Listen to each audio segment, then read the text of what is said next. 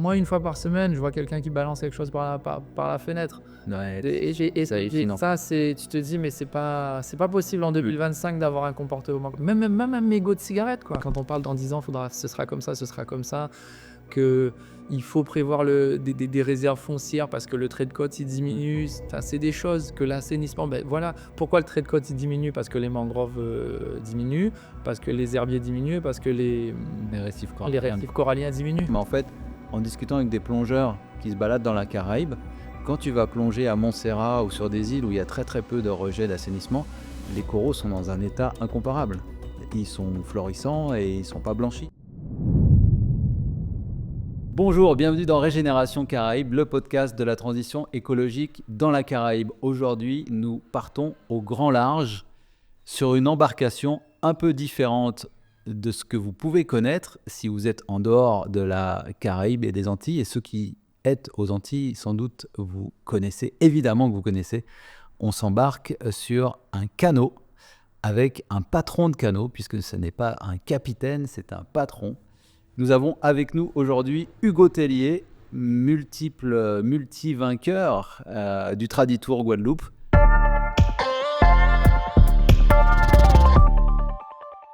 Bonjour Hugo. Bonjour à tous. Merci d'avoir accepté l'invitation. C'est la première émission qu'on fait sur la thématique de la voile traditionnelle. Pour commencer, est-ce que tu peux expliquer un petit peu aux auditeurs en quoi consiste la voile traditionnelle en Guadeloupe ?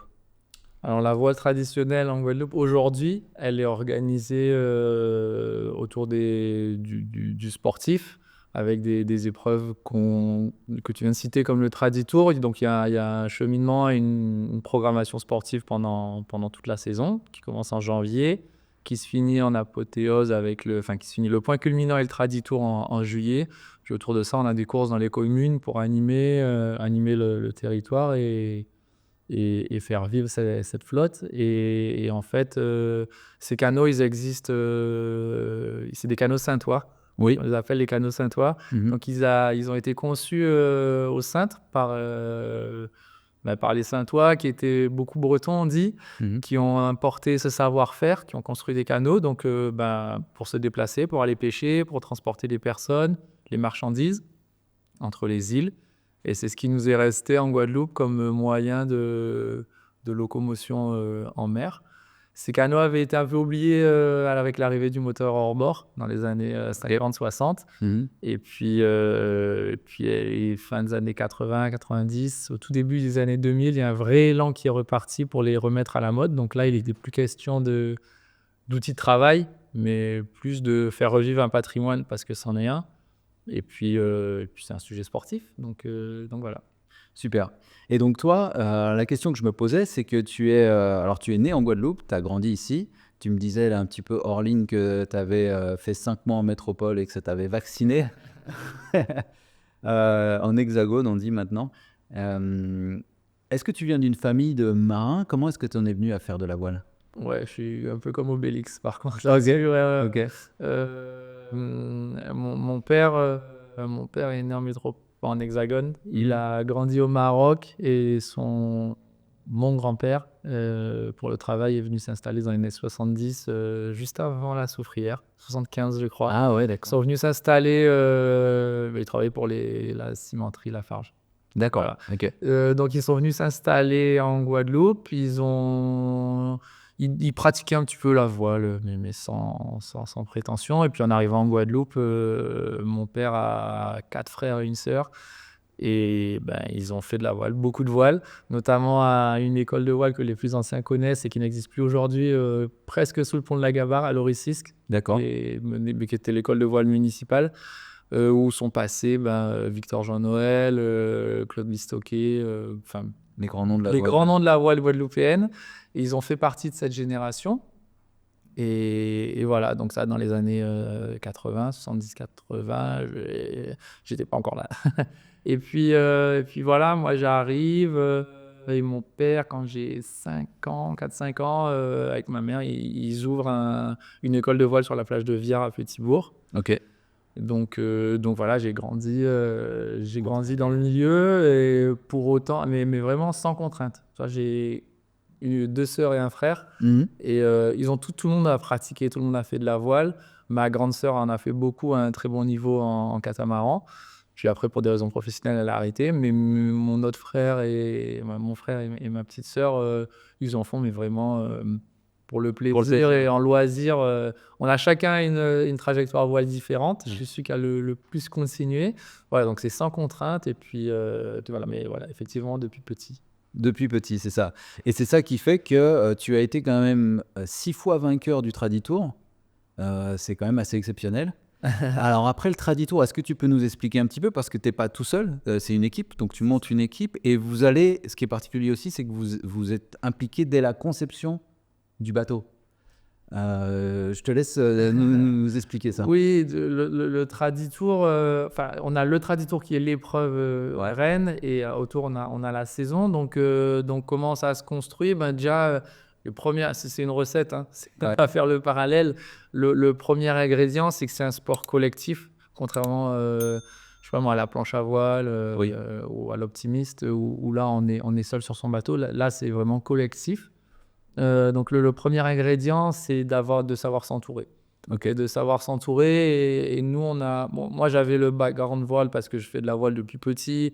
J'ai ensuite été moniteur de voile, donc j'ai des acquis techniques et théoriques, mais qui ne sont largement pas suffisants en étant seul pour faire de la voile traditionnelle, en tout cas. Donc à côté de ça, j'ai des copains à qui ça a plu. On s'est fait confiance les uns les autres. On a appris. La voile traditionnelle, c'est un bel engagement aussi de la société économique, parce que quand on suit la voile traditionnelle, on s'aperçoit que quasi l'ensemble des canaux ont des stickers, ont des noms soit d'entreprise, soit de collectivité ou quoi. Donc il y a une vraie représentation de la société et de la vie économique sur la voile traditionnelle. Donc réussir à trouver des moyens, ça on a réussi avec notre jeune âge et tout. Et puis donc voilà, c'est créer une équipe, fusionner une équipe et puis après aller chercher des compétences. Donc j'avais quelques compétences véliques mais qui n'étaient pas suffisantes. Donc j'ai un oncle, j'ai des gens comme Jean Formin ou genre qui on peut questionner. Après, il y a toute la technicité, donc là, la construction du bateau. On a une règle, on a des règles qui s'appellent la jauge, donc qui définit des longueurs, des largeurs, des épaisseurs, des dimensions, des essences de bois, des techniques de construction, des matériaux qu'on peut utiliser ou qu'on ne peut pas.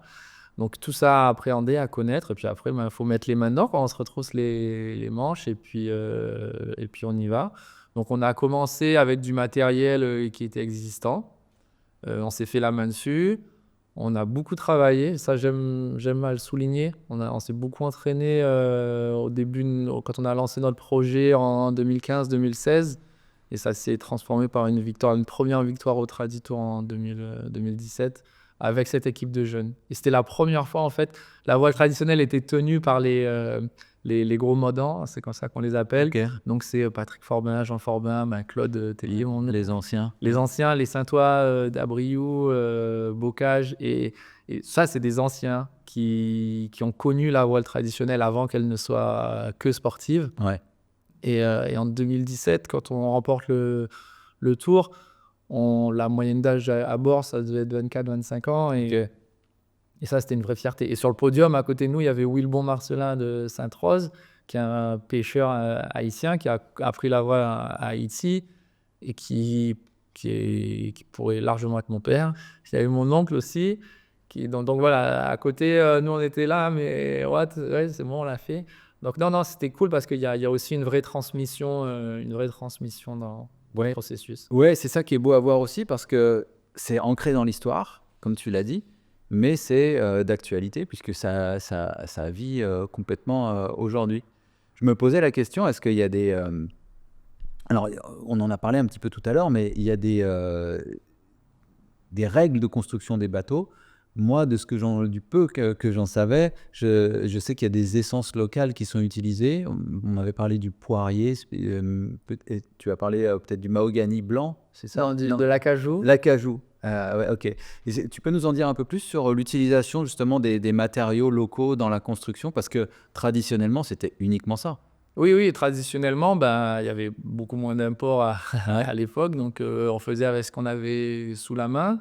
Les objectifs des premiers canaux étaient d'être solides, de durer dans le temps. L'aspect performance était un peu moins recherché. Il fallait quelque chose de robuste. Ouais. Donc les essences, on les choisissait pour des qualités de durée, de solidité. Aujourd'hui, on est sur de la compétition, donc on a changé un peu les essences. D'accord. Il faut un minimum de solidité, de solidité pour ne pas casser, pour de la fiabilité. Mais il faut aussi l'aspect poids, densité, du Oui. bois est devenu un facteur très important. Et on a eu beaucoup de... Par exemple, les mâts, ils étaient beaucoup en corps au sol. Ok. Et maintenant, Et ils sont corps au sol. Ah, pourtant, Ouais. le corps au sol, c'est petit, ça fait pas des gros troncs, ça? Ça fait pas des gros troncs, mais en densité par rapport à du pin, qui n'est pas un bois local qui est importé, ou de l'acajou blanc, Ouais. non, qui est local pour lui. Il y a une forte différence de densité. Et voilà. Mais forcément, le corosol est plus durable que l'acajou blanc. D'accord. Donc, c'est des choix qui sont faits aujourd'hui pour la performance sportive. Donc, la légèreté ou de la souplesse, ce genre de choses. Ouais. Donc, voilà, il y a toute cette transition qui s'est opérée. Il y a aussi une nécessité à préserver l'environnement, de ne pas aller prélever juste ce qu'on a besoin. Si on n'est pas sûr d'utiliser ce qu'on va prélever, on ne le prélève pas. Par exemple, on a fait évoluer donc la jauge, la réglementation. Ok. Les mâts jusqu'à il y a 2 ans, on devait aller les couper en montagne, les choisir, regardez bien, le mât il fait 7,25 m. Donc avoir le bon œil pour être sûr qu'il est droit donc on le coupe, on le rabote et après il est comme ça, c'est un tronc d'arbre. Ok. Et il y avait de la perte parce qu'en fonction de comment il sèche, il peut vriller, il peut pourrir en fonction de comment... il pouvait y avoir des impondérables qui faisaient que 100% des arbres coupés n'étaient pas forcément utilisés et finissaient comme des mâts. Donc on a introduit le lamellé-collé, donc c'est des mâts construits où on récupère du bois soit chez des bûcherons, soit dans le commerce, et on les assemble. Donc voilà, il y a un raisonnement entre préservation de notre environnement, préservation du patrimoine sur des techniques de construction, des essences de bois, et puis aller vers l'efficience et la compétitivité. D'accord. Ok. Super intéressant. Donc, alors, est-ce que toi, tu disais que du coup, tu étais une équipe de jeunes qui avait gagné. Est-ce que tu sens qu'il y a un regain, il y a un intérêt de la jeunesse sur la voile traditionnelle? Alors, en tant que spectateur, oui, moi je le vois, on est tous, à chaque fois qu'il y a le Traditour, voilà, ça fait beaucoup de bruit et on est tous curieux d'aller voir les canaux. Mais en tant que participant, est-ce que tu vois qu'il y a des jeunes qui s'impliquent là-dedans ou quelle est l'évolution?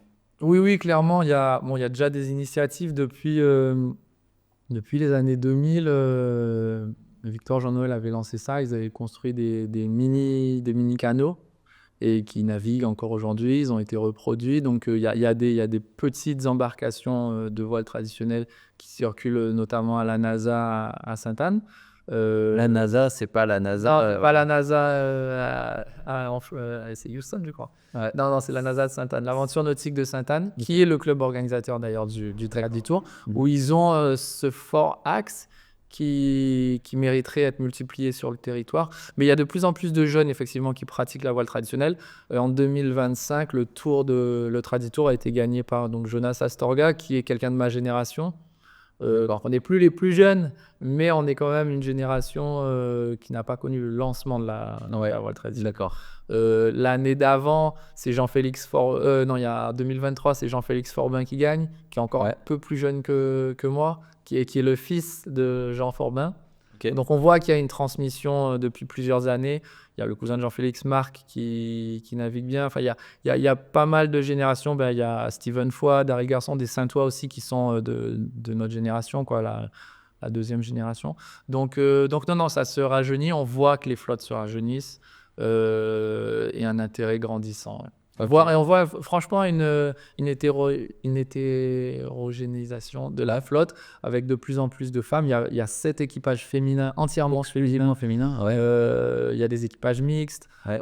Si on revient 15 ans en arrière, milieu des années 2000, début des années 2010, Les équipages, c'était des gars qui font 1,90 m, 100 kilos. Ouais, et on y va. Je caricature un peu volontairement, mais voilà, depuis, on va dire 5 ans, 6 ans, ça a vraiment bougé, et il n'y a plus de profil type, quoi. D'accord, ok. Parce que pourquoi c'est physique? Là, tu dis 1,90 m, 90 kilos. Le poids, c'est important pour. Parce que moi, j'aurais tendance à penser plus l'équipage est léger, plus il y a des chances de gagner. Mais est-ce qu'il faut être baraqué pour faire des contrepoids pour. C'est ça. En fait, ben, il y a plusieurs postes à bord. Ok. Il y a le barreur, celui Ouais. qui va diriger, le patron, Ouais. puisqu'on l'appelle comme ça, où là, il n'y a pas nécessité à être trop physique. Parce qu'on dirige, on regarde le plan d'eau. Maintenant, les équipiers de l'avant, le numéro 1, le numéro 2, le numéro 3, c'est eux qui vont gérer l'équilibre du bateau. Il faut savoir qu'on a des bateaux très toilés et qu'on n'a pas de quille lestée. Ouais. D'accord? Donc le bateau, si on prend un canot, on le met en mer, 100 personnes à bord, il se couche. Ouais. C'est pas comme un monocoque qu'on peut voir à la télé, qui a une quille avec du plomb en bas et qui est stable. Qui va rester. Ça n'existe pas. Donc il faut du poids pour tenir le bateau en équilibre. Et effectivement, une fois que tu arrives à le tenir en équilibre, plus tu es léger, plus tu vas vite. Ouais. Mais il faut qu'il soit stable. Donc, il y a toujours, c'est encore un aspect de la performance et de la sécurité aussi, qui fait que, ok, tu es léger, potentiellement tu peux aller vite, mais si tu n'es pas assez puissant pour équilibrer le bateau, tu te mets en danger, puis tu n'avances pas. Ouais. Et du coup, c'est quand même assez compliqué à piloter. On dit piloter d'ailleurs, à barrer. On dit barrer, ouais. Ouais, à barrer une Saint-Oise, parce que même en termes de dérive, t'as pas vraiment une. Enfin, c'est juste la. C'est une quille longue, on appelle Ouais, ça. c'est une quille longue, ouais. Et donc, c'est pas très profond. Les bateaux, après, ils ont été faits, encore une fois, c'était des bateaux de pêche. Ils ont été faits, par exemple, pour passer au-dessus des récifs pour aller pêcher. Donc, ils ne pouvaient pas avoir trop de tirant d'eau. C'est ça. Ils ont été conçus comme ça. Et ça a été vraiment un choix dans les années 90-2000 de maintenir. Ils auraient pu évoluer les bateaux. Il y a d'ailleurs eu une évolution dans les années 80 où on appelait ça les canots pontés, qui étaient un peu plus grands, qui étaient fermés au-dessus et qui avaient évolué vers de la régate, qui avaient beaucoup emprunté à la voile moderne des éléments. D'accord. Et qui dénaturaient l'aspect traditionnel, qui faisait aussi que les coups s'envolaient un peu. Et ça a été arrêté. Et moi, je trouve que c'est plutôt pas mal. On est revenu à des choses très simples, sur des techniques de construction très simples. Ouais. Et ça, je pense que c'est ce qui fait la réussite du support aujourd'hui. Et alors on va passer après sur les constructions, puis à travers la Caraïbe, parce que ça m'intéresse. Tu parles de contraintes, de la caille qui est là, les récifs, etc. J'imagine que c'est un peu partout pareil. Mais pour continuer sur le sport en tant que tel, un jeune qui veut se lancer là-dedans, quelle qualité ça prend? Qu'est-ce qu'il faut? Est-ce qu'on peut apprendre sur le tas? Parce tu participes à la construction, mais après tu participes en tant qu'équipier, et jusqu'à devenir patron d'un canot. Il n'y a pas de parcours type, il n'y a pas de schéma type, mais ce qui est sûr et ce qui s'observe, c'est que la formation voile est quand même prépondérante. Ouais. Et ceux qui arrivent, je parle à avoir des résultats sportifs, sont généralement ceux qui sont passés par les écoles de voile classiques. Okay. Parce que le canot, comme on a dit, il a été conçu et fait pour travailler, pour aller à la pêche. Et c'est pas un canot, c'est pas un support entre guillemets de formation où on va acquérir toutes les petites subtilités. C'est pas là où tu vas apprendre la voile. Faut déjà tu peux, mais tu vas mettre beaucoup plus de temps parce qu'il y a moins d'éléments. Donc vraiment, ce qui est par exemple, on a parlé de Jonas Astorga, de Jean-Félix Forbin ou de mon cas. Bon, oui, on fait de la voile traditionnelle, on en fait beaucoup, et je pense qu'aujourd'hui, nous trois, c'est le support vélique qu'on pratique le plus. Mais avant ça, on a grandi dans des clubs de voile, et moi, je fais beaucoup de planche à voile et catamaran, Jonas aussi. Jean-Félix a fait beaucoup de dériveurs, optimiste, laser, et on a des vraies formations de voile, quoi. Moi, j'étais membre du Pôle Espoir en étant plus jeune, Jean-Félix aussi. Jonas, il a parcouru pas mal de régates et tout.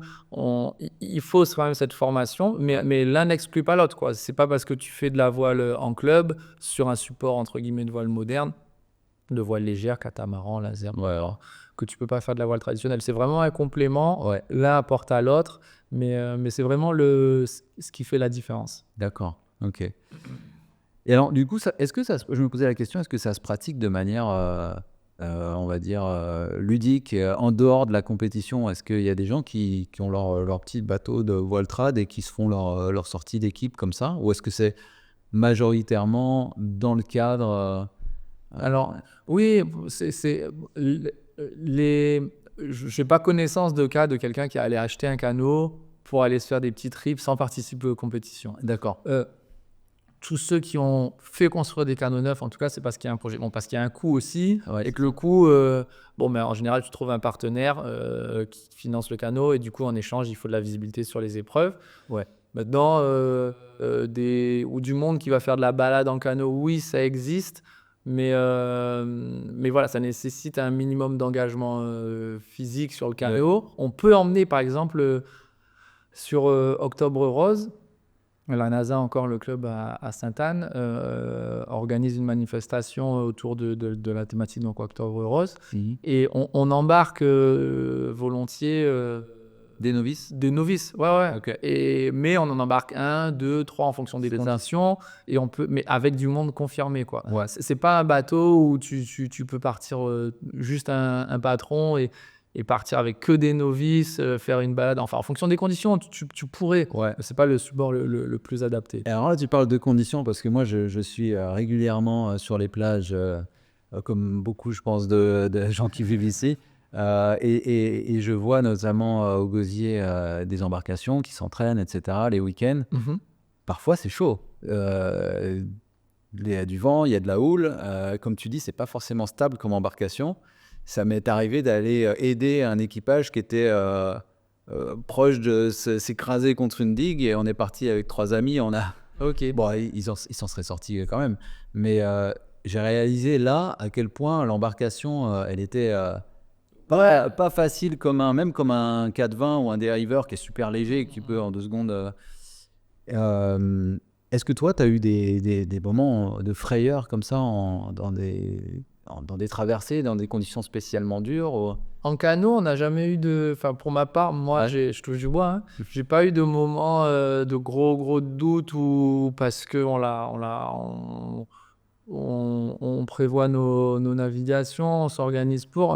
Comme je dis, je suis moniteur de voile à la base, donc les bons réflexes arrivent vite. Ça m'est arrivé sur d'autres naves, notamment en catamaran, d'avoir des petites frayeurs. Mais oui, non, le canot, en fonction, il faut. Et c'est pour ça que je reviens sur la formation en école de voile, Ok. qui va te donner.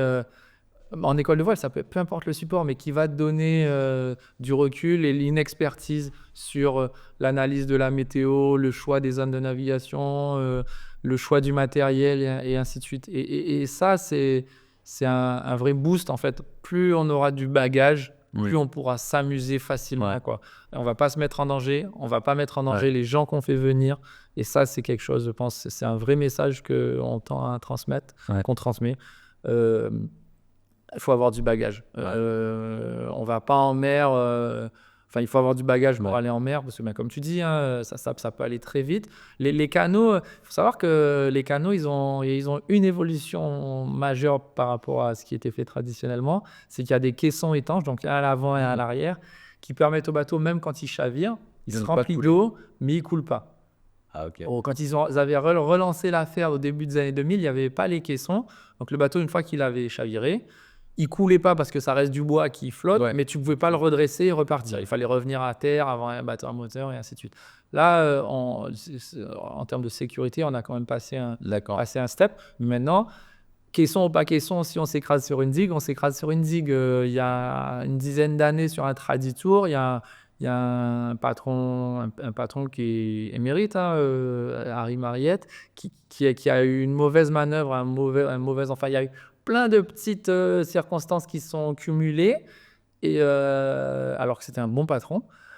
Et manque à virer, des vagues, ceci, cela, le canot, il est parti à la côte. Donc, heureusement, la sécurité est venue. Ils ont réussi à sécuriser les équipiers. Mais le canot est parti à la côte et c'était un canot perdu. Donc, ça peut arriver à tout le monde, encore une fois. Et il faut être vigilant quand on est en mer. Vous allez loin avec des canots? On va loin. On a été très loin cette année puisque le départ du Traditour s'est donné à Portsmouth, en Dominique. Donc, ouais, c'est vrai qu'on peut parler un peu de la connexion caribéenne. On a eu un prologue à Portsmouth le vendredi. Et puis le lendemain, le samedi, Traversée. Portsmouth, Terre de Haut. Donc ouais, c'était la nave la plus... Où on est parti plus loin de la Guadeloupe. C'était pas la nave la plus longue, mais oui, il y a l'année Covid 2021. Covid 2020, il n'y a pas eu de Traditour, mais 2021, on a fait le tour en 2 étapes. Et on a fait notamment une étape qui faisait Sainte-Anne-Port-Louis en une fois. Donc en passant par la pointe des Châteaux, par la pointe de la Vigie, qui sont les endroits les plus exposés. Quand même. Ouais. Et en plus, avec la houle qui t'amène vers La houle, et tout qui va bien. Wow. Et je crois que c'est une table sur laquelle on va mettre 7 heures. 7 ou 8 heures. Ah oui, Et il faut être préparé quand même, non? Ouais. Non, c'est engageant physiquement, techniquement. Et non, les bateaux sont... c'est un témoignage du savoir-faire ancestral. Et de ce canot-là, il est très marin. Il est capable de réaliser des démonstrations exposées. Alors, c'est pas du grand large, mais c'est des conditions pas faciles. Ouais, et ça tient le coup. Alors, je me posais la question des voiles. J'imagine que traditionnellement, elles étaient en coton, Ouais. très tissées. En coton, alors j'y étais pas, c'est très vieux, mais ce qui se dit beaucoup, c'est sac de farine ou sac de riz, je crois, et donc rapiesté. Ah ouais? Ouais. C'est pour ça que quand on regarde les voiles de canot, des sacs de farine. Ouais. D'accord. je dis peut-être une bêtise, mais c'est des sacs de, je sais plus. Quand on regarde une voile de canot, contrairement à une voile d'autres bateaux, les laisses, donc les bandes de tissu qui composent les voiles, Ouais. elles sont parallèles à la chute. Donc la chute sur une voile, c'est la partie arrière de la voile qui part du haut du mât et qui va jusqu'à l'arrière au bout de la baume. Et elles sont parallèles à la chute parce que justement, ils déroulaient les morceaux de tissu dans ce sens-là. Alors que le tissu à voile qu'on a aujourd'hui, il ne devrait pas travailler dans ce sens-là. Il devrait être perpendiculaire au mât, donc dans l'autre sens, à 90 degrés de ce qu'on fait aujourd'hui. Mais nous, pour une contrainte, enfin pas pour une contrainte, par choix de tradition, on a décidé de garder ce sens d'assemblage des voiles. Tissu. Et c'est encore un choix qui va pour préserver la tradition, le patrimoine. D'accord. Et le textile en tant que tel, c'est quoi que vous prenez maintenant? C'est du dacron, donc c'est une fibre polyester. C'est les voiles. Polyester, oui, c'est les voiles de tous les bateaux, c'est juste qu'elle n'est pas assemblée dans le même sens. C'est spécifiquement de façon traditionnelle. Alors pas tissée, assemblée. Assemblée, cousu, ouais. Ok, super intéressant. Et alors du coup, pour revenir sur cette idée de Caraïbes, parce que finalement, la Saintoise, c'est les marins saintois, donc bretons en partie, avec toute l'influence locale qui ont conçu ce type de canot, adapté aux conditions locales. Si on fait un saut en Martinique, on en parlait tout à l'heure, en Martinique, il n'y a pas les canots saintois, mais il y a les yoles. Il y a les yoles et les gommiers. Et les gommiers, d'accord. Donc, les grandes différences sur la yole. La yole, déjà, elle n'a pas de gouvernail, elle a une pagaie. Donc tu diriges avec une pagaie à l'arrière. Avec une grande pagaie, et non, c'est pas comme ça, c'est 3 bonhommes. Ah ouais. Dont 2 qui ont un harnais de planche à voile qui sont suspendus. Ah oui. Qui servent en gros de charnière. Et un patron qui a la tête de pagaie. Et on a 2 qui vraiment cela. C'est une sacrée histoire. Oui. Pour des choix techniques, en Martinique, ils ont fait le choix de standardiser leur embarcation à 10,50 m. Donc, c'est 2 fois plus grand. Une Saintoise en Guadeloupe, là, ça mesure 5 mètres. Ouais. En Martinique, ils sont partis sur une standardisation parce qu'ils ont choisi, ils ont arrêté à 10,50 m. Et les plus grandes voiles, c'est 82, 83, 85 mètres carrés. Donc, quand ils mettent autant de surface, ça devient très, très physique. Maintenant, les gars qui sont... alors, tu n'appelles pas ça un gouvernail, tu dis c'est une pagaie? Pagaie, ouais. Les gars qui bloquent la pagaie, les 2, là, il faut être massacré. Les 2 derrière, oui, costaud. Là, c'est des gros bébés. Ouais. Ah ouais. Plus celui qui... Et le patron, après, c'est tout dans les avant-bras. Ouais, ça. Et bon, il y a beaucoup de technicité. Hein. Il ne suffit pas juste d'être une brute épaisse. Bien sûr, il faut savoir s'y prendre. Mais non, c'est engageant. Et puis, la deuxième grande différence, qui est peut-être la plus visuelle finalement pour les gens, c'est la façon d'équilibrer le support. Okay. Ils sont 2 fois plus grands que nous, mais ils font la même largeur. Donc, ça fait vraiment Et pour maintenir en stable l'embarcation, ils ont des bois dressés, donc on voit souvent sur les images des bois qui sont perpendiculaires à l'embarcation et les équipiers qui sont sur des bois projetés à l'extérieur du bateau, donc de la yole. Donc il y a un vrai jeu d'équilibriste Et enfin, la dernière, c'est la troisième grande différence, c'est le gréement, où il y a une vergue. Donc, c'est une voile. Alors, le gréement, pour rectangulaire. ceux qui ne connaissent pas, C'est l'ensemble mât et voile. ok. Donc, nous, sur notre canot, on a un mât, une grande voile triangulaire et un foc qui est à l'avant, triangulaire aussi. Sur la yole, ils ont un mât et une énorme voile rectangulaire avec en travers donc, ce qu'on appelle la vergue, un grand bambou. Et cette voile-là peut mesurer jusqu'à 86 mètres carrés. J'ai comme le feeling que c'est beaucoup plus casse-gueule, la yole, non? C'est beaucoup plus, ouais. C'est beaucoup moins stable. Ouais. C'est beaucoup moins stable. C'est plus rapide parce que c'est plus lent. C'est plus long, pardon. Plus long, c'est plus ouais. rapide parce que c'est plus long. Maintenant, ils ont quasiment pas, ils ont encore moins de quilles que nous. Sur des remontées, sur des petits parcours où il faut de l'agilité et tout, nos canots sont plus adaptés. Mais parce qu'encore une fois, on a fait le choix de restreindre la taille à 5,35 m D'accord. et qu'eux, ils sont passés à 10,50 m. Donc forcément, avec un camion, on fait pas la même chose qu'avec une Twingo. C'est un peu le même ratio, quoi. Mais le principe, c'est quand même pas de quilles. On reste sur des constructions très solides en bois Exact. et qui viennent des usages. Oui, c'est ça. Ils ont une autre variante en Martinique, c'est le gommier, qui ressemble à la yole, Ok. qui a un gouvernail, lui, pour le coup, D'accord. qui a le même gréement, qui a aussi les bois dressés. Par contre, le fond du gommier, c'est ce qu'on appelle un bois fouillé. Donc, c'est un tronc de gommier Ok. qu'on creuse. Et après, au-dessus, on monte du bordage. Ah oui, Alors que la yole, c'est exactement comme la saintoise, où là, c'est un vrai squelette qui est totalement construit. D'accord. Donc le gommier, ils prenaient un gommier, ils creusaient et ils en faisaient l'arête principale du... Exactement, D'accord. le dessous de l'embarcation. Et après, partaient les membrures.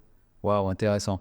Et alors, si on sort un peu plus loin dans la Caraïbe, est-ce que tu es au courant d'autres types d'embarcations? Est-ce qu'elles se ressemblent Alors, on a nos cousins, mais vraiment presque frères, c'est à Anguilla, donc au nord de Saint-Martin. Quand on regarde, c'est vraiment frappant, c'est les mêmes canots que nous, sauf que eux, ils ont fait l'échelle de la yole en fait. Ils sont à peu près à 10 mètres, ouais, c'est ça. Ils sont à 10 mètres, mais c'est les mêmes formes, c'est le même type de gréement, donc une grande voile avec une très grande baume, très longue baume, un foc triangulaire à l'avant, et ça ressemble comme deux gouttes d'eau à l'échelle au-dessus à nos saintoises. Et puis en redescendant dans le sud, on a un mixte assez rigolo entre l'Aïole et la Saintoise, à Grenade, à Cariacou, où là, ils ont des bois dressés, mais un gouvernail. Donc là, on pourrait dire, ouais, c'est du gommier, mais ils ont aussi un phoque, donc ça se ressemble. Enfin, c'est un vrai mixte de tout ce qu'on a. Bon, je ne suis pas spécialiste historien, mais c'est là qu'on voit qu'il y a eu des cultures, des mélanges de cultures faites dans les Caraïbes, et chacun a emprunté ce qu'il découvrait à gauche, à droite pour adapter un canot chez lui, quoi. Et alors là, tu as prononcé le mot Caraïbes. À la base, les Caraïbes, c'est les Amérindiens. Et ils sont arrivés dans les îles en cheminant d'île en île, justement, par des embarcations. Est-ce que tu sais s'il y a s'il y a encore des savoir-faire qui venaient des Amérindiens qui ont été copiés par les premières personnes qui sont arrivées ici ou pas? Je sais pas si les Caraïbes, les Indiens, les premiers habitants en se déplaçant, s'ils utilisaient la voile. Je sais qu'ils utilisaient la pirogue, la canawa. Oui, c'est ça. Il n'y avait peut-être pas la voile. Ouais, Je sais pas s'ils utilisaient la voile. On va pas dire non, mais ce serait intéressant. Mais oui, la pirogue, la canawa. Il y a eu des expériences d'ailleurs de canawa où ils sont partis de Martinique, ils sont venus en Guadeloupe il y a peut-être une dizaine d'années. Ah ouais. Il y en a eu une pendant longtemps stockée à Bémao, à la friche. Donc oui, ils ont cheminé sur la pagaie, à la voile. Non, ouais, pas ça. Mais par contre, sur des canaux, donc comment tu appelles ça? Des canawas? Les canawas. Ok, c'était les canaux qui fabriquaient. C'est les canaux, ouais, je ne vais pas dire amérindiens, je ne suis pas spécialiste, mais encore une fois, il me semble que c'est le premier canot, le premier moyen de transport interîle qui existait. Intéressant. Quand même, à la pagaie, faut y aller. Hein. Ouais, faut y aller, mais en même temps... Ça se fait. On remarque qu'il y en a qui traversent l'Atlantique. Exactement. Il y en a qui ont essayé à la nage aussi. Sérieux? Ouais, moi, ils n'ont pas réussi, mais ouais, il y a des gens qui ont des sacrés défis. Ouais, waouh. Ok, intéressant. Qu'est-ce que ça t'a apporté, toi, au niveau personnel, le fait de te confronter à la mer comme ça et parce que c'est une passion, c'est ton métier aussi. Qu'est-ce que tu en retiens? Bah, moi, c'est devenu un mode de vie, en fait. Je sais pas si je me pose la question. Enfin, si je me suis posé la question au moment où j'ai eu des enfants Ok. et au moment où tu te dis, bon, bah, qu'est-ce que j'ai envie de transmettre à mes enfants? Et ben, j'ai grandi avec comme fil rouge la mer. Euh, bah, regarder les conditions météo et tout s'organiser autour d'aller sur l'eau, quoi. D'accord. Donc, ma compagne également, donc elle navigue aussi et du coup, on a élevé nos enfants comme ça. Qu'est-ce que ça t'apporte? Ça t'apporte, un repère, en fait. Un repère et c'est une vraie école de la vie, comme on expliquait tout à l'heure. Tu peux pas aller en mer, sans avoir un minimum de préparation, d'expertise parce que, les anciens en Guadeloupe disaient: «L'emmène à branche». Ça veut dire, bah, une fois que tu es en mer, tu peux pas faire un pouce, stop, j'arrête. Tu es en mer, tu es avec les éléments. Ben, si tu t'es mal préparé, si tu as pas anticipé ce qui peut arriver, ça ne s'arrête pas. Donc, et dans la vie, finalement, c'est un peu pareil, quoi. Une fois que tu es parti, que ça part, le boulot, les ceci, les cela, tu peux pas faire pause. Tu es rentré dans un système. Donc, il faut s'armer, il faut anticiper. Et je pense que le bon mot que la mer et le milieu maritime t'apprend, c'est l'anticipation, la préparation et l'anticipation. Je pense que c'est vraiment... et l'humilité aussi. Parce que tu peux être le sachant que tu es, connaître des choses et des choses et des choses. Tu seras toujours moins fort que la nature. Ouais. Tu seras toujours moins fort qu'un système collectif. C'est pour ça que tu peux être un patron qui a gagné, etc. de courses. Si tu t'entends pas bien avec ton équipage, s'il n'y a pas une vraie mayonnaise qui est prise, ça ne marchera pas non plus.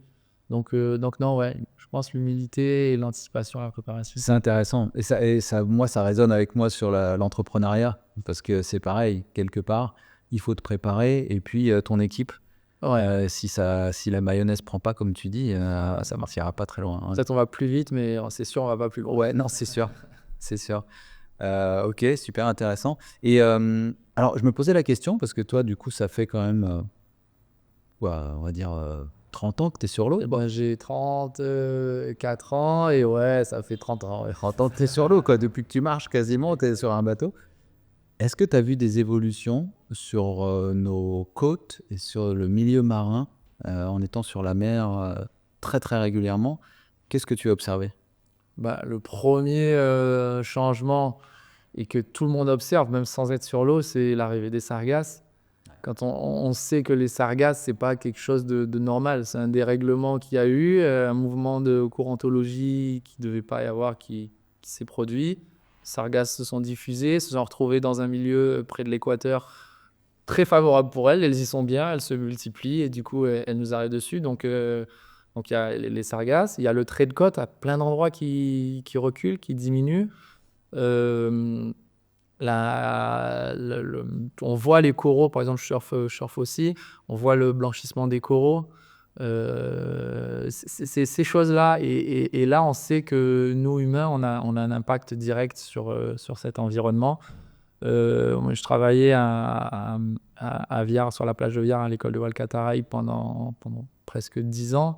Et tous les matins, avec les stagiaires, on fait un ramassage de détritus on faisait un ramassage de détritus sur la plage. Ben, ça s'arrête pas, quoi.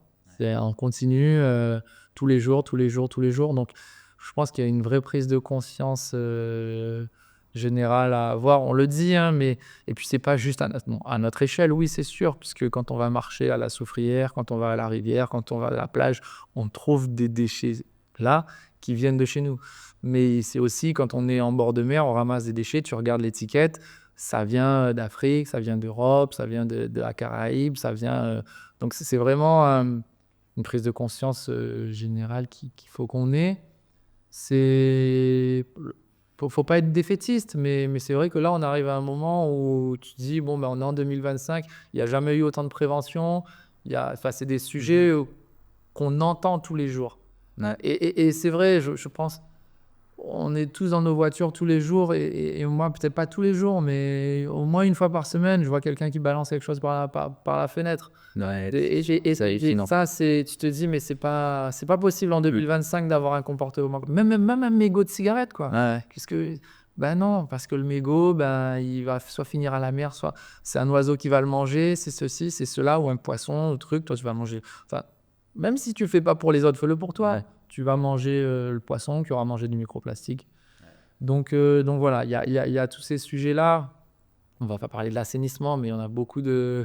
Enfin, si on va en parler.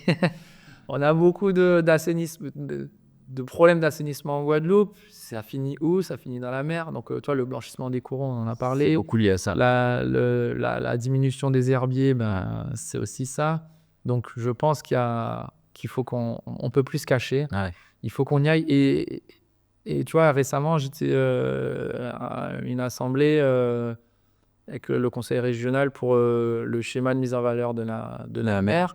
Et on se rend compte qu'en Guadeloupe, on a des gens hyper pointus qui connaissent ces sujets. Et c'est vrai que dans la façon de l'aborder, quand on écoute les infos, quoi, qu'on nous parle de dans 10 ans, qu'on nous parle de...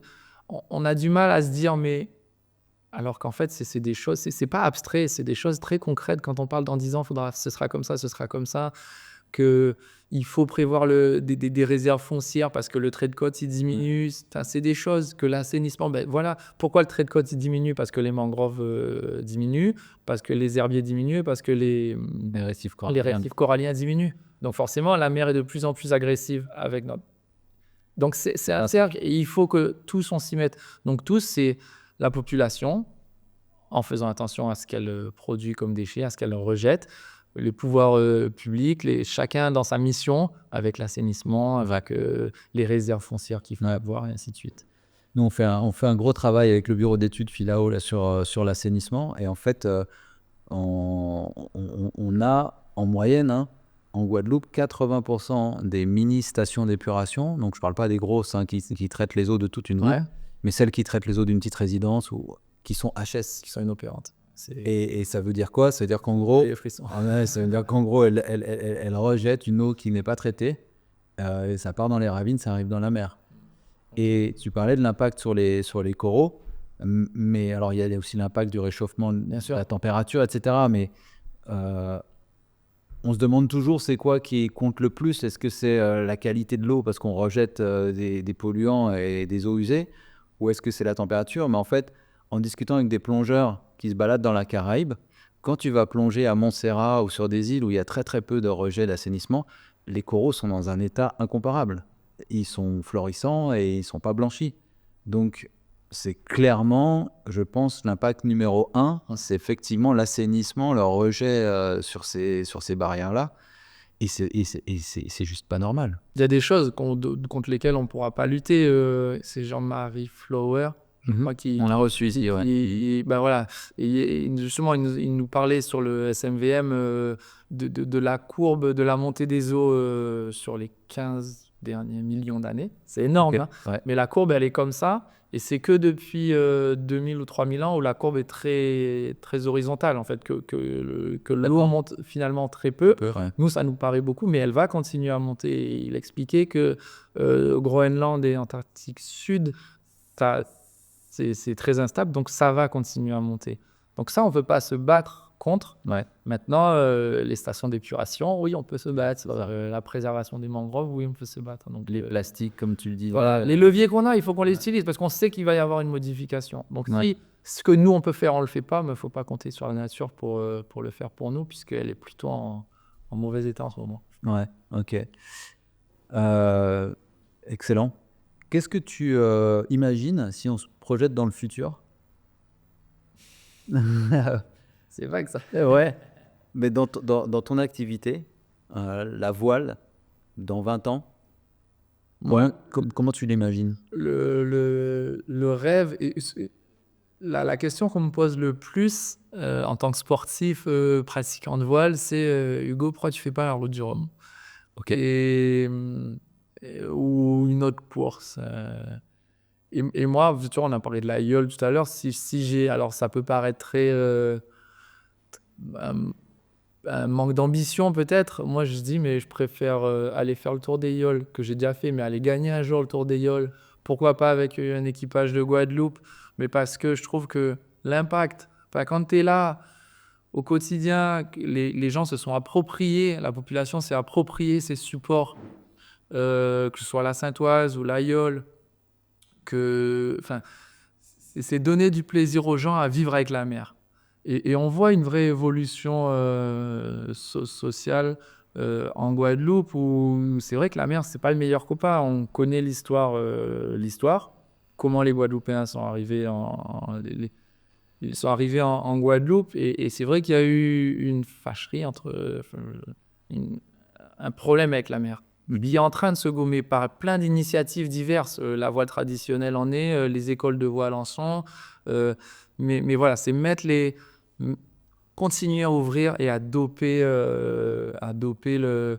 l'activité nautique, que ce soit de la voile, du kayak, du surf, que sais-je. Hein. C'est vraiment qu'on s'approprie la mer, parce qu'en plus, c'est pourvoyeur d'emploi dans le tourisme, Complètement. dans le sport, dans le loisir, dans plein de choses. Donc, il y a un vrai vivier, la pêche, c'est vraiment très complet. Et le rêve, c'est ça, quoi. C'est un serpent de mer, mais on parle d'un lycée maritime. On a les outils, enfin, Ça serait super. on a l'environnement pour. On a des jeunes, je sais pas, le chômage chez les moins de 30 ans, c'est quelque chose. Je crois que c'est un record national. Chez nous, je connais pas les chiffres, mais on a un environnement enfin, mon souhait, c'est vraiment qu'on aille, je prêche pour ma paroisse, pour la mer, Ouais. mais c'est vraiment quelque chose, et encore une fois, c'est une vraie école de la vie, quoi. C'est quelque chose qui te laisse projeter, qui te laisse penser la vie autrement, et voilà, c'est vraiment regarder la mer différemment. Bah écoute, c'est une excellente vision et j'espère que ça va résonner et puis pouvoir s'appliquer et ceux qui nous écoutent vont s'intéresser. Si on a des auditeurs qui veulent se renseigner sur la voile traditionnelle, qui veulent du coup s'impliquer, où est-ce qu'il faut qu'ils s'adressent? Est-ce qu'il y a des sites en ligne? Est-ce qu'il y a des... Alors, les sites internet en tant que tels, il n'y en a pas beaucoup. Alors, par contre, sur Instagram, on a vous tapez équipage, EKIPAJ, point, et en général, vous aurez toute la liste des équipages constitués en Guadeloupe. Chacun leur page Voilà, Instagram. par exemple, nous, je vais nous faire de la pub, c'est équipage l'ordinaire Big Mat, parce que c'est nos partenaires, et vous allez tomber sur notre page Instagram, donc là, on peut dialoguer ensemble. Il y a équipage Vito, équipage, enfin bref, il y en a. Les noms des sponsors finalement. Exactement, le nom des sponsors. Parce que, encore une fois, on en a parlé un peu au début, mais aussi, ce patrimoine-là existe parce qu'il y a ces partenaires qui mettent des moyens, qui s'impliquent. Donc, eux, ils s'y retrouvent. Hein, ils ont de la belle visibilité, les médias jouent le jeu. Maintenant, grâce à eux, le patrimoine il perdure. Sinon, c'est perdu. Parce qu'en vrai, si on ne pratique pas... Aujourd'hui, il faut quand même prendre conscience qu'il reste 2 constructeurs de canots. C'est Alain Foix-Sainte qui est plus proche de la fin que du début. Il n'a pas de relève. Il a 2 fils qui y vont, mais c'est pas, ils sont pas encore charpentiers, quoi. Il n'y a pas de place pour 2, donc mais bon, il les forme. Il y a Jean Formin, pareil, qui fait partie de la génération de mes parents, qui est aussi sur la fin, qui a un fils qui y va, mais je sais pas, dans les années 80, 90, il devait y avoir peut-être une dizaine de constructeurs. Il y en avait à les Irades, ils étaient plusieurs au Saintes, il y en avait un peu partout en Guadeloupe. Ça s'est bien perdu. Il y a encore quelques savoir-faire, mais c'est des savoir-faire que les gens sont vieillissants, quoi. Mais il y avait 10 constructeurs, ça veut dire que maintenant il y a moins de demandes? Non. Il y a plus de demandes. Et Et donc les 2 constructeurs bossent beaucoup plus. Oui, c'est pour ça. Jean Formin, lui, il a une entreprise où il fabrique des bateaux hors bord, en résine, et à côté, il garde son activité artisanale. Et par contre, à la fois, un autre modèle économique au sein où il est, c'est pas à 100%, mais 80% de son activité, il faut lui demander, mais est tourné autour de la voile traditionnelle. Voilà, mais il y a de la place. Et ben du coup, donc il y a de la place si on veut se lancer dans la voile trad, mais aussi de la place pour du boulot. Si on veut Bien sûr, apprendre à faire des canaux. et des voiles, il faut fabriquer des voiles. Donc les sailmakers, on en a quelques-uns ici, mais c'est pas des tout jeunes non plus. Il faut fabriquer des canots. Il faut continuer à aller en montagne, en forêt, couper du bois. Donc pareil, il y a des bûcherons. Il y a tout un ensemble. Il faut organiser des courses. Donc, il faut aussi des organisateurs, des gens qui font du marketing, de la communication. Enfin, Wow. le spectre, il est C'est large. il est très, très large. Et on y trouve vite son compte. Génial. Moi, à bord sur le canot, moi, je suis technicien de la voile. J'ai un informaticien, j'ai une architecte, j'ai un capitaine de sang qui fait des excursions, j'ai un biologiste marin. Et chacun y trouve et apporte sa richesse dans le truc et il trouve son compte et fait des parallèles et tout. J'ai quelqu'un qui fait du marketing. Et finalement, on se retrouve dans un équipage et chacun apporte sa pierre à l'édifice et ce qui fait qu'on a un équipage complet, quoi. C'est génial. Il n'y a pas une association ou quelque chose qui chapeaute tout Donc, c'est l'association de classe Ouais. Canot Saint-Ouen de voile traditionnelle de la Guadeloupe. C'est un D'accord. peu long, mais voilà, c'est ce qui régit, ce qui va organiser, déjà la réglementation, donc la jauge, ce qui définit et qui protège les techniques de construction, les matériaux, ainsi de suite, qui va définir aussi le calendrier des compétitions et qui est notre institution qui nous fédère tous. Donc si moi par exemple je veux embarquer dans la voile traditionnelle et que je veux me trouver un équipage qui m'accepte ou quoi, C'est très proche. comment je fais? Je vais voir l'association classe Soit les équipages directs, direct. comme on a dit tout à l'heure avec Sur Insta, Instagram, ouais. ou sinon l'association de classe. D'accord, ok. Bon bah si vous nous écoutez puisque vous m'entendez, voilà, vous savez où vous adresser pour avoir ça. Et puis ceux qui ont des idées derrière la tête, qui se disent voilà, je pourrais potentiellement trouver du travail en m'intéressant à tout ça. Allez-y et C'est pas trop tard, c'est jamais trop tard. Plein de gens qui se réorientent à tout âge. Ouais. Et l'avantage, c'est que c'est l'avantage, peut-être l'inconvénient des fois, je sais pas, c'est que c'est des vrais métiers passion, quoi. C'est des métiers ça. où alors c'est peut-être pas des métiers où on va devenir millionnaire du jour au lendemain. C'est pas la start-up, il faut pas vendre du rêve aux gens, mais c'est des métiers où on va être à l'écoute. On va, par exemple, pour le charpentier, c'est du bois, c'est une matière noble, c'est de la technicité. Ouais. Enfin, donc non, c'est des métiers sympas. Excellent. Bah, écoute, Hugo, merci beaucoup pour cet entretien. Merci, l'exercice était plutôt sympa. Ça fait du bien d'exprimer parce qu'on a peu le temps souvent, on a des interviews qui durent 4-5 minutes. Et puis, c'est vrai que là, c'est bien de pouvoir poser du début à la fin et de retracer. Ça permet aussi de réfléchir. C'est un exercice perso qui est un peu particulier, mais non, c'est sympa. Ouais. Ah bah super, merci. C'est vrai que c'est le but aussi. Puis là, on est relax, on est entre nous, on prend le temps qu'il faut. Et c'est pour ça aussi que je pense qu'on a autant de monde qui nous suivent. Alors merci à tous d'avoir écouté cet épisode. J'espère que ça vous a plu. N'hésitez pas à poser vos questions comme vous le faites dans les commentaires ou en DM spécialement. Vous pourrez aussi interagir avec Hugo. On fera le pont. Et évidemment, on mettra tous les liens. Alors pas tous les liens vers tous les équipages, mais au moins le lien vers ton équipage sur Instagram. Peut-être le lien vers aussi à la classe. Comme ça, si vous êtes intéressé, vous saurez à quelle porte frapper. Je vous souhaite à toutes et à tous une excellente fin de journée et je vous dis à bientôt dans un prochain épisode. Régénération Caraïbes, le podcast.